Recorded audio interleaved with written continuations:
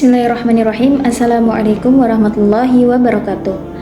Innal hamdalillah wa nasta'inuhu wa nastaghfiruh wa na'udzu billahi min syururi anfusina wa min sayyiati a'malina.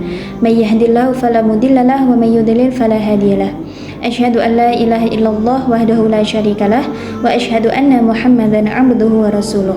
Alhamdulillahilladzi bi ni'matihi tatimmus shalihat.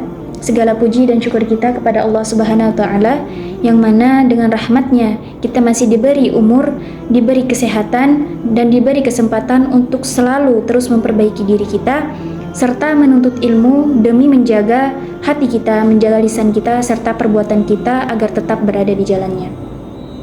Shalawat dan salam semoga selalu tercurahkan kepada Nabi kita yakni Nabi besar Muhammad Sallallahu Alaihi Wasallam yang berlafazkan Allahumma sholli ala Sayyidina Muhammad wa ala ali Sayyidina Muhammad. Teman-teman sekalian, coba deh teman-teman bayangkan kalau di sebuah kota besar itu tidak ada lampu lalu lintas, tidak ada rambu-rambu jalan, dan juga tidak ada polisi yang mengatur jalan tersebut. Maka orang-orang itu akan berkendara dengan sesuka hatinya. Sehingga apa yang akan terjadi? Maka yang terjadi itu bukanlah kebebasan yang tercipta, melainkan kekacauan hingga tabrakan terjadi di mana-mana. Nah, seperti inilah gambaran kehidupan manusia jikalau tidak ada rasa malu di dalam diri seseorang. Nilai-nilai itu akan rusak dan akhlak pun akan hilang. Sebagaimana sabda Nabi Muhammad SAW dalam hadis riwayat Bukhari, "Idza lam tastahfasna masyitta." Kalau kamu udah nggak punya lagi rasa malu, ya udah kamu bebas ngelakuin apa aja, lakukanlah sesukamu. Nah teman-teman, perlu diketahui bahwa hadis tersebut itu bukanlah anjuran dari Nabi Muhammad SAW supaya kalau misalkan kita nggak punya rasa malu, ya udah kita bebas untuk ngelakuin apa aja. Melainkan hadis tersebut itu sebagai peringatan kepada kita untuk selalu menjaga dan selalu menumbuhkan rasa malu di dalam diri kita. Jadi teman-teman sekalian, pada kesempatan kali ini kita bakal ngobrolin satu hal yang kelihatannya sepele tetapi penting dan sangat bernilai besar di sisi Allah Subhanahu wa taala, yaitu al-haya ataupun rasa malu. Bagaimana kita menjaga rasa malu kita di tengah kerusakan zaman sekarang.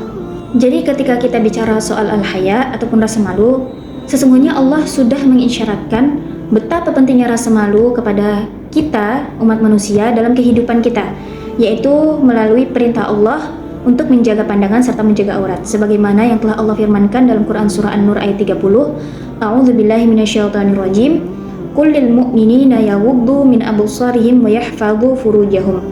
Katakanlah kepada laki-laki yang beriman, hendaklah mereka untuk menjaga pandangan serta menjaga kemaluan mereka. Nah, di ayat setelahnya Allah memerintahkan hal yang serupa kepada perempuan yang beriman. Jadi teman-teman, rasa malu yang benar itu adalah rasa malu yang mendorong seseorang untuk menghindari mereka ketika mereka ingin berbuat dosa gitu. Jadi malunya itu bukan hanya di depan manusia saja, tetapi juga mereka malu kepada Allah. Dan kalau kita ngomongin soal rasa malu, maka sebagian orang berpendapat bahwa rasa malu itu adalah suatu hal yang menjadi penghambat mereka untuk berkembang dan suatu hal yang bikin orang itu minder dan bikin orang itu nggak pede. Padahal rasa malu yang Islam maksud itu bukan yang seperti itu. Jadi sebenarnya rasa malu dalam Islam itu teman-teman bukan suatu kelemahan, melainkan sebagai pengaman kita supaya ketika kita ingin berbuat maksiat ataupun berbuat dosa itu menjadi penghalang kita untuk melakukan hal tidak baik tersebut. Sebagaimana sabda Nabi Muhammad SAW, "Inna likulli dinin khuluqan wa khuluqul islami al-haya." Yang artinya setiap agama itu punya ciri khasnya masing-masing, punya identitasnya masing-masing. Dan identitas Islam itu apa? Yaitu al-haya, adalah rasa malu. Ini sangat Masya Allah sekali, sebab Islam, agama kita itu punya identitas yang khusus, yang sangat indah, yaitu rasa malu. Jadi teman-teman sekalian, perlu kita ketahui bersama bahwasanya rasa malu itu bukan soal adab saja, melainkan bagian dari iman kita. Sebagaimana sabda Nabi Muhammad SAW, "Al-haya'u syu'batu minal iman." Bahwasanya rasa malu itu menjadi syu'bah ataupun bagian dari iman kita. Jadi logika sederhananya, semakin tinggi ataupun semakin kuat iman seseorang, maka semakin besar pula rasa malunya. Jadi kalau rasa malunya itu semakin menipis, berarti itu menjadi sinyal bahwasanya iman dia itu sedang rapuh. Bahkan di hadis lain disebutkan bahwasanya rasa malu dan iman itu saling berkaitan, terikat antara satu sama lain. Dan kalau salah satunya itu dicabut, maka yang lainnya itu akan hilang. Coba deh kita refleksiin bersama. Kita di hari ini, kalau kita pengen melalaikan sholat, hati kita tenang apa enggak? Dan kalau ketika kita pengen untuk membuka aurat kita ngerasa malu atau enggak? Dan kalau ketika kita ingin memposting sesuatu yang tidak baik, kita ngerasa tenang atau tidak? Jadi teman-teman, kalau kita udah nggak ngerasain hal-hal seperti itu lagi, berarti jangan-jangan iman kita semakin menipis dan kita semakin jauh dari Allah. Na'udzubillahi min dzalik. Nah, letak permasalahan besarnya itu ya di sini. Kalau rasa malunya itu udah nggak ada lagi dan dosa-dosa yang dia lakukan itu sudah tidak anggap sebagai dosa lagi, bahkan maksiat yang dia lakukan itu secara tidak dirahasiakan lagi, dilakukannya secara terang-terangan, bahkan dengan perasaan bangga. Maka ini sesuai dengan hadis Nabi Muhammad SAW, kullu ummatin mu'afan illa muhajirin, bahwasanya semua umatku itu akan diampuni kecuali muhajirin. Muhajirin itu siapa? Yaitu orang-orang yang dia bermaksiat secara terang-terangan, yang mana ketika dia bermaksiat yang sudah Allah tutupi aibnya, tetapi dia umbar lagi, dia update status misalkan. Kalau kita mau buka mata kita hari ini, maka tanda-tandanya itu semakin jelas, dimana anak remaja itu sudah biasa membentak orang tuanya. Bahkan beberapa hari lalu saya menyaksikan sebuah video yang memperlihatkan seorang anak laki-laki remaja sedang memukul ibunya, menganiaya ibunya di depan rumahnya sendiri, hanya karena dia tidak diberi sesuatu apa yang dia minta dari ibunya. Kemudian pakaian terbuka itu juga menjadi tren yang diumbar di media sosial, mungkin hanya demi viewer saja. Kemudian kita juga menyaksikan bersama di mana kata-kata kotor ataupun kata-kata kasar, bahkan ghibah itu sekarang dijadikan podcast ataupun hiburan, konten hiburan.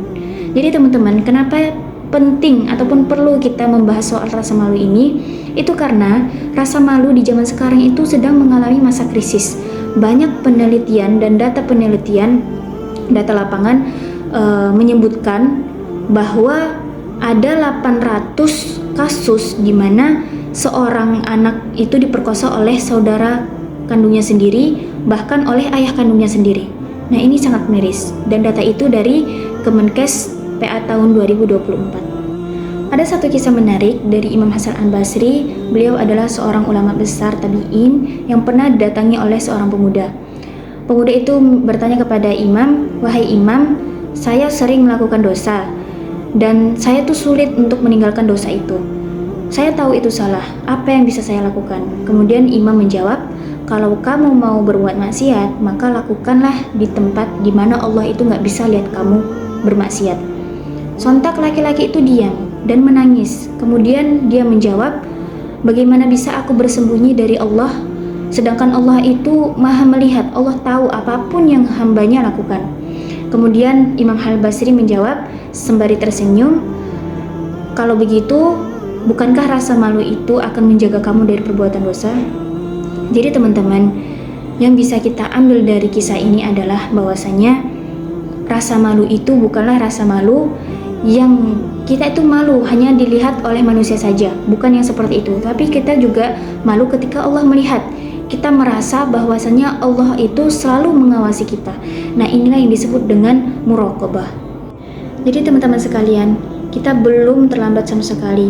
Kita masih punya kesempatan, kita masih bisa untuk menumbuhkan rasa malu dalam hati kita. Dengan cara apa? Yaitu dengan cara kita selalu merasa bahwasanya Allah selalu mengawasi kita, Allah selalu melihat kita, melihat semua perbuatan kita, apapun, kapanpun, dan dimanapun.